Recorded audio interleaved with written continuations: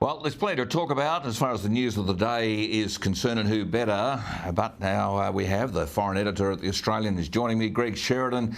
And Greg, welcome to the program. Let's start with the big news from across the ditch. New Zealand's Prime Minister Jacinda Ardern's shock resignation. Some say a rat leaving a sinking ship, but either way, there's an election coming in October. She may well be the darling of the left around the world, but back at home she was facing a set of dire polls. In fact, Greg, here's a little bit of what Jacinda Ardern was telling New Zealanders this morning about why she decided to step down.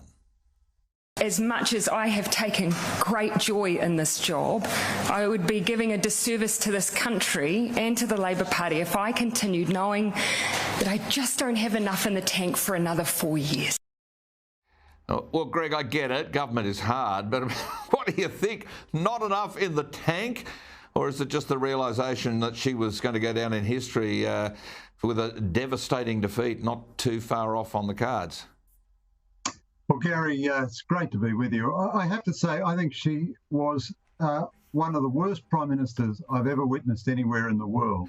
She was the absolute triumph of celebrity over substance.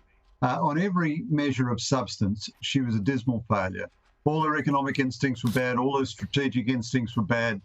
Her government was a timid mouse in relation to China. She was going to build 100,000 houses. She built fewer than 1,000. She was going to, reform the world on climate change and emissions. New Zealand's emissions went up before COVID. But she coasted for a while on this celebrity. She was Queen Jacinda, the woke princess. She gave interviews barefoot, and she had a stay-at-home dad for a partner and all this stuff. And she was young and she was woke and all that. But in the end, the results for the New Zealand economy and the New Zealand society were terrible.